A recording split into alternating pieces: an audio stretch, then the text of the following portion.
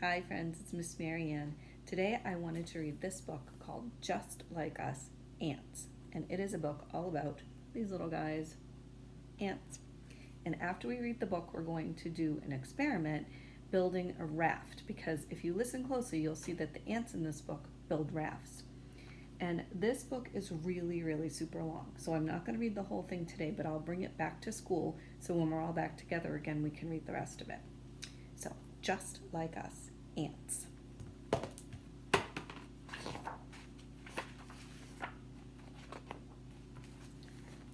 The inside scoop. Did you know that ants have been farming for longer than humans? And that in addition to raising crops, they herd and milk animals? Ants also build roads, sew, and construct rafts to survive floods. In these and other ways, ants are just like us. Read on to learn more about these fantastic, or rather, ant-tastic insects. So there's a real one. And then these are all the illustrated ones. Sister cities. Like people, ants live in communities. Their colonies can be small towns or big cities with populations in the millions. Unlike people, every single ant in the town is related. Talk about one big happy family. All ants in the colony come from one mother, the queen.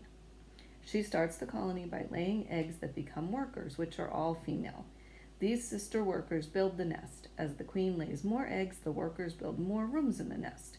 These can number in the thousands and include nurseries for babies, pantries for food, and more. Some ants also build roads and tunnels connecting their homes to their workplaces where they hunt or gather food.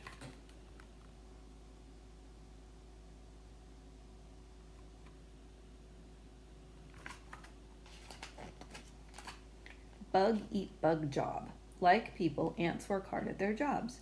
Some ants keep their job their whole lives. However, in some species, ants change jobs as they get older. Young adult harvester ants work safely inside the nest. They may be garbage workers carrying seed husks to the nearby dump, or they may join the construction crew fixing collapsed walls and adding on new rooms. As they get older, they get promoted to collecting seeds outside the nest, where there is always the threat of other insects attacking. It's a dangerous job, but an ant's gotta eat.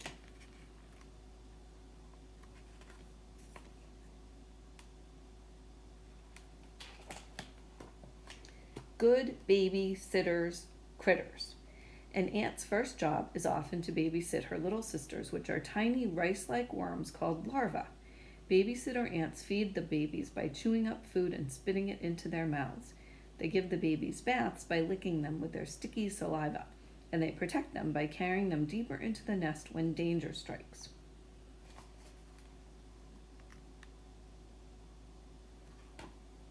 Queen's feast. The same babysitter ants that feed the larvae also feed the queen, who is too busy laying eggs to do anything else.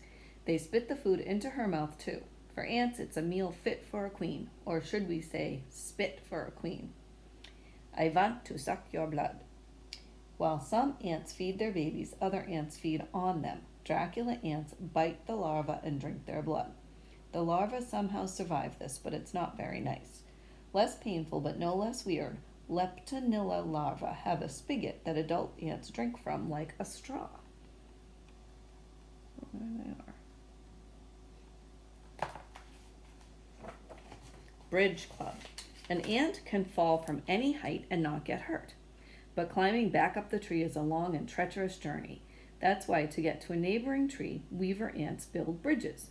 The bridges are made of ants themselves. Ants in opposite trees form chains by holding one another at the waist. The ants at the tip of the two chains reach for each other, linking the bridge.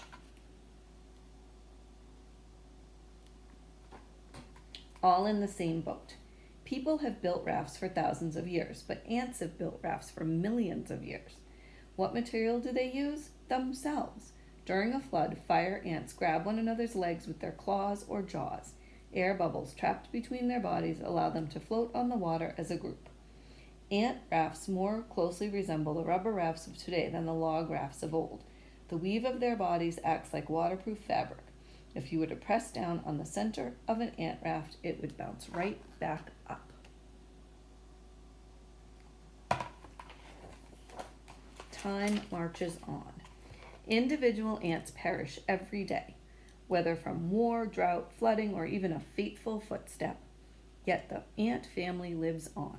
For a short time each year, a small number of larvae metamorphose into males and queens. These winged ants mate. The males die soon after, but just as people sometimes leave their hometowns, the queens fly off to new places where they find new colonies. They lay eggs which hatch into larvae. The queen cares for the first group of larvae herself. When the babies become adults, they take over the babysitting duties. Meanwhile, the queen has more and more babies who all grow up to be hard workers. They build the city, protect their fellow ants, and gather food to share. And the circle of life continues for the ants, who are just like us. So now we're going to build our own raft. So we're going to try to make a raft like our ants made in our book. And what we need is a big container with some water in it, some tin foil, which just comes in a box like this. And you just rip off a piece or have a grown-up help you with that. And then you can do whatever you would like to make your raft. I'm going to try folding my tin foil a few times and then maybe giving my raft some sides. I don't know if that will work or not. But it's an experiment, so we're never actually sure if it's going to work until we test it. So what I'm going to do is put my boat, my raft, into the water and see if it floats. And it does. And then if we wanted to extend the experiment a little bit, we can take pennies and we can pretend that these pennies are our ants and see how many pennies our raft will hold up. So I only have 10, but let's see if it sinks with 10 pennies. 2, 3, 4, 5, 6, 7, 8, 9, 10. And it is still floating. So let me know how yours works.